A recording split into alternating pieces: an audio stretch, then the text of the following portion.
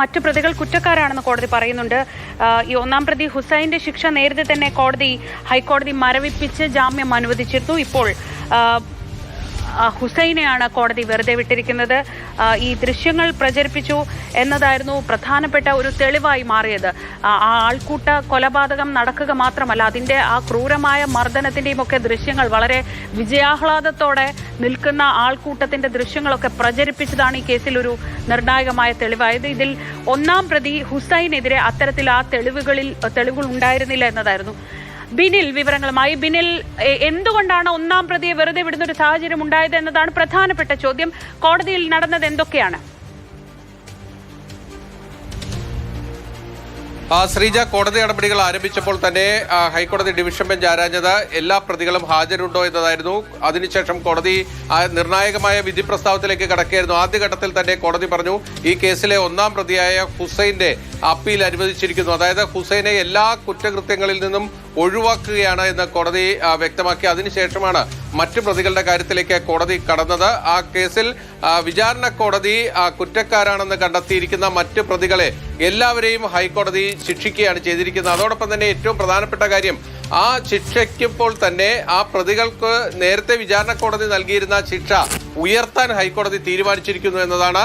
നിലവിൽ 7 വർഷത്തെ കഠിന തടവാണ് IPC 304(2) കണ്ടെത്തിക്കൊണ്ട് ഈ കേസിൽ ഈ പാലക്കാട്ടെ പ്രത്യേക കോടതി, അതായത് മണ്ണാർക്കാട്ടെ പ്രത്യേക കോടതി ഉത്തരവ് ഉണ്ടായിരുന്നത്. ആ ഉത്തരവ് മോഡിഫൈ ചെയ്യാനാണ് ഇപ്പോൾ ഹൈക്കോടതി തീരുമാനിച്ചിരിക്കുന്നത്. അതിൽ ഏറ്റവും പ്രധാനപ്പെട്ട കാര്യമെന്നത് പട്ടികജാതി പട്ടികവർഗ പീഡന നിരോധന നിയമം, അതിലെ ബന്ധപ്പെട്ട വകുപ്പുകൾ ഹൈക്കോടതി കണ്ടെത്തിയിരിക്കുന്നു എന്നതാണ്. അത് കണ്ടെത്തുമ്പോൾ തന്നെ അതിൽ ശിക്ഷ ഉയരും. അതായത് 7 വർഷത്തിൽ നിന്ന് ജീവപര്യന്തത്തിലേക്ക് ആ ശിക്ഷ ഉയരാനുള്ള സാധ്യതയാണ് ഇപ്പോഴുള്ളത്. കാരണം SC/ST പീഡന നിരോധന നിയമം കൂടി ഈ കേസിന്റെ ഭാഗമായി ഹൈക്കോടതി ഡിവിഷൻ ബെഞ്ച് കണ്ടെത്തുമ്പോൾ അതിൽ ജീവപര്യന്തം വരെ ശിക്ഷ നൽകാവുന്ന കുറ്റമായി അത് മാറുകയാണ്.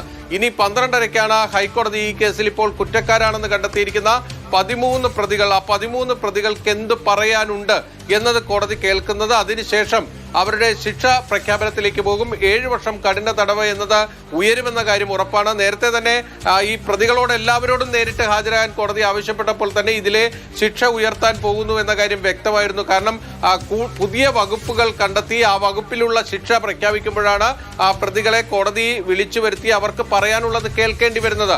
അത് നിയമപ്രകാരമുള്ള ഒരു നടപടിക്രമമാണ്. ആ നടപടിക്രമത്തിലേക്കാണ് ഇനി 12:30-ക്ക് ഹൈക്കോടതി ഡിവിഷൻ ബെഞ്ച് കടക്കാൻ പോകുന്നത്. അതോടൊപ്പം തന്നെ ഈ കേസിലെ 16-ാം പ്രതിക്ക് 3 മാസത്തെ ശിക്ഷ മാത്രമാണ് നേരത്തെ മണ്ണാർക്കാട് പ്രത്യേക കോടതി നൽകിയത്. അത് ഉയർത്താനുള്ള ഒരു തീരുമാനത്തിലേക്കും കൂടി ഹൈക്കോടതി എത്തിയിട്ടുണ്ട്. അപ്പോൾ ഇനി 12:30-ക്ക് ഹൈക്കോടതി ഇതിലെ അന്തിമ തീർപ്പ് പ്രഖ്യാപിക്കുമ്പോൾ എത്രമാത്രം വലിയ ശിക്ഷയിലേക്ക് ഈ കേസ് പോകും എന്നതാണ് അറിയാനുള്ളത്. നമുക്കറിയാം 2018 ഫെബ്രുവരി 22 എന്ന് പറയുന്ന തീയതി, അത് മലയാളിക്ക് വളരെ നാണക്കേടുണ്ടാക്കിയ ഒരു ദിവസമാണ്. കാരണം അരി മോഷ്ടിച്ചുവെന്ന് ആരോപിച്ചുകൊണ്ട് ഒരു ആദിവാസി യുവാവിനെ ആൾക്കൂട്ടം വിചാരണ ചെയ്ത് ആക്രമണത്തിന് ശേഷം ഈ മധു കൊല്ലപ്പെടുന്നു. അതായത് അത്തരത്തിൽ മനസാക്ഷിയെ ഞെട്ടിച്ച ഒരു സംഭവമാണ്. അതിൽ നേരത്തെ മണ്ണാർക്കാട് കോടതി അതിൽ IPC 304(2) മാത്രം കണ്ടെത്തിക്കൊണ്ട് 7 വർഷത്തെ കഠിന തടവാണ് ഈ പ്രധാനപ്പെട്ട പ്രതികൾക്കെല്ലാം വിധിച്ചിരുന്നത്. അതിൽ ആ ശിക്ഷ ഉയർത്താൻ തീരുമാനിച്ചിരിക്കുന്നു എന്നതാണ് മധുവിന്റെ കുടുംബത്തിനും സർക്കാരിനും ഈ കേസിൽ അപ്പീലുമായി പോയപ്പോൾ ഉണ്ടായിരിക്കുന്ന മെച്ചമെന്നത്. കാരണം അവരുടെ അപ്പീലിൽ അവർ ഉയർത്തിയ പ്രധാനപ്പെട്ട വാദം, ഇതിൽ SC/ST അട്രോസിറ്റീസ് ആക്ട് അത് കൃത്യമായും ഈ മണ്ണാർക്കാട് പ്രത്യേക കോടതി പരിഗണിച്ചിട്ടില്ല എന്നതായിരുന്നു.